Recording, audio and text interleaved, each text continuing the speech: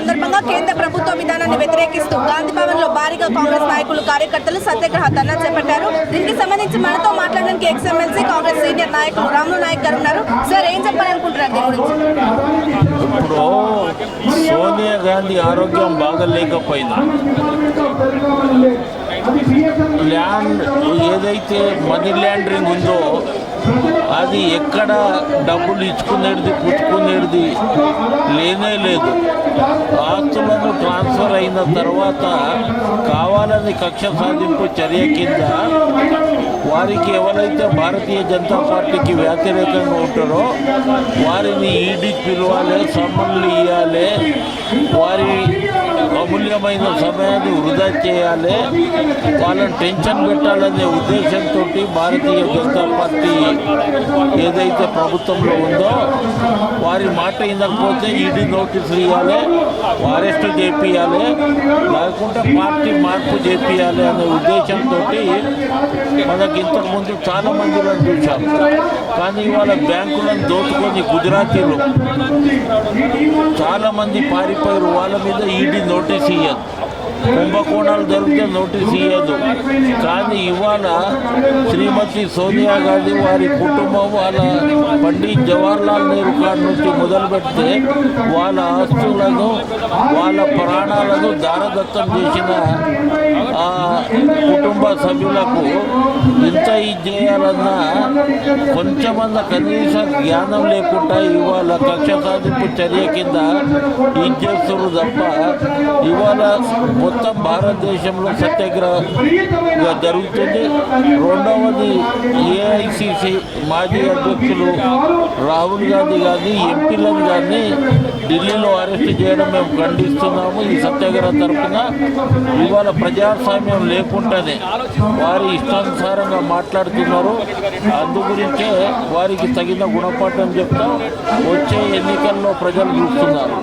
ఆ రోజు బ్రిటిష్ వాళ్ళకు వ్యతిరేకంగా పోరాడింది. ఎందుకంటే ఇవాళ జిఎస్టీ రొట్టె పైన గిట్ట జిఎస్టీ 5% మొదలు చేసిండు.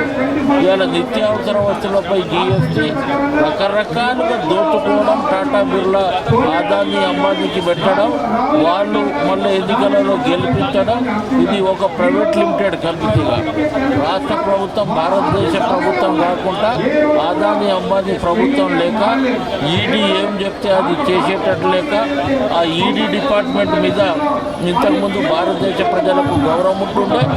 కానీ ఇవాళ గౌరవం గిట్ట ఈడీ డిపార్ట్మెంట్ మీద పోయి రకరకాలుగా ఇబ్బంది పెడుతున్న ఈడీ అధికారులు కానివ్వండి, వారి మాటలిని కనీసం వాళ్లకు ఎఫ్ఐఆర్ లేని కేసులో ఎవరు పోలీస్ స్టేషన్లో ఇచ్చేది కేసులో ఒక సుబ్రహ్మణ్యం స్వామి కంప్లైంట్ ఇవ్వగానే ఇంత పెద్ద ఎత్తున మేము అనేక సార్లు కాంగ్రెస్ పార్టీకి చాలామంది మీద అవినీతి ఉన్నాయి, మీరు ఈడీ సిబిఐ ఎంక్వైరీ చేయండి అంటే వాటి దానికి ఏముండదు.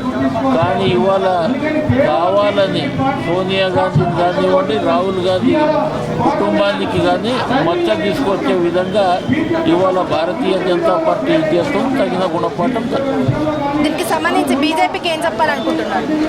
భారతీయ జనతా పార్టీకి ఇది లాస్ట్. భారతీయ జనతా పార్టీ ఏమైతే అనుకుంటుందో ఇంకా మేము 10 సంవత్సరాల అధికారంలో ఉంటాం. ఇవాళ భారతదేశంలో దాదాపు నార్త్లో ఒక 100 నుంచి 150 సీట్లు తక్కువ వస్తాయి. అందు గురించే కాంగ్రెస్ పార్టీ బలంగా ఇదవుతుంది. ఆ విధంగా కాంగ్రెస్ పార్టీని దేశంలో ఆ కుటుంబం పైన అవినీతి ఆరోపణలు జరిగినాయనే ఉద్దేశంతో ఒక బురద జల్లడానికి ప్రయత్నం చేస్తుంది. భారతీయ జనతా పార్టీకి మరియు అక్కడ ఉన్న నాయకులకు భారతదేశ ప్రజలు తగిన గుణపాఠం చెప్తారు. చివరిగా 11 గంటలకు మొదలైన సభ రాములు నాయక్ గారు ఎందుకు ఆలస్యంగా వచ్చారు? లేదు, నేను ఆలస్యంగా రాలేదు. పొద్దుగాల 9 గంటలకే వచ్చిన. పొద్దుగాల అన్ని ఏర్పాట్లు చూసిన తర్వాత మా మిత్రుడు చనిపోతే సాగుకు పోయి వచ్చినా. కానీ మీరు ఇట్లా ఫిట్టింగ్ పెడితే ఎట్లా, అది కరెక్ట్ కాదు, ఇది చేస్తున్నాం.